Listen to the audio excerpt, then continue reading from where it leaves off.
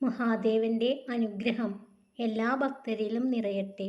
ഭക്തരെ, ബഹുമതികൾ സ്വന്തമാക്കുന്നതിലല്ല, ബഹുമാനം നേടിയെടുക്കുന്നതിലാണ് ഒരു മനുഷ്യന്റെ അന്തസ്സ് കുടികൊള്ളുന്നത്.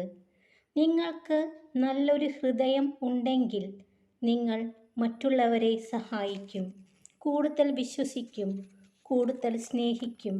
മാത്രമല്ല, നിങ്ങൾക്ക് കൂടുതൽ വേദനിക്കേണ്ടിയും വരുന്നു. ഭക്തരെ, മറ്റുള്ളവരെ വഞ്ചിക്കുന്നവർ, അവർ നിങ്ങളുടെ സുഹൃത്താണെങ്കിൽ പോലും നിങ്ങളെയും വഞ്ചിച്ചേക്കാം.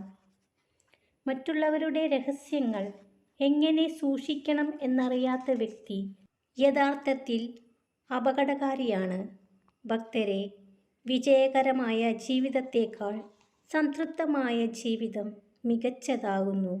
കാരണം നിങ്ങളുടെ വിജയം മറ്റുള്ളവർ അളക്കുന്നു, എന്നാൽ സംതൃപ്തി അളക്കുന്നത് നിങ്ങളുടെ സ്വന്തം ആത്മാവും മനസ്സും ഹൃദയവുമാണ്.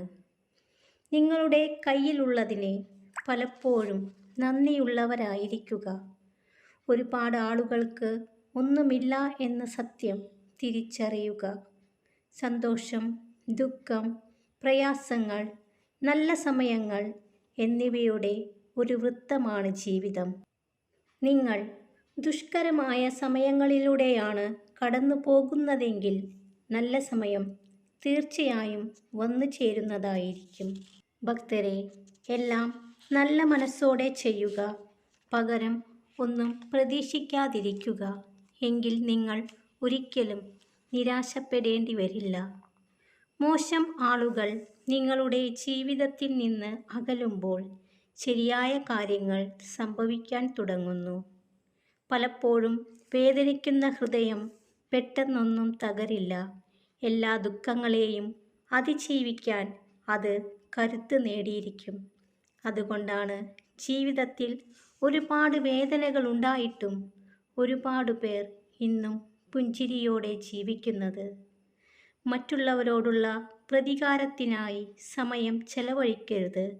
അവർ ചെയ്തതിൻ്റെ കർമ്മഫലം ഒരു നാൾ അവർ തന്നെ അനുഭവിക്കേണ്ടി വരും.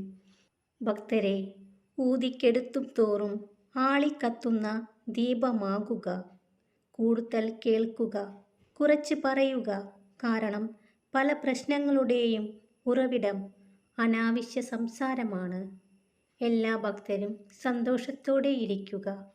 മഹാദേവന്റെ അനുഗ്രഹം എല്ലാ ഭക്തരിലും നിറയട്ടെ. ഓം നമഃ ശിവായ.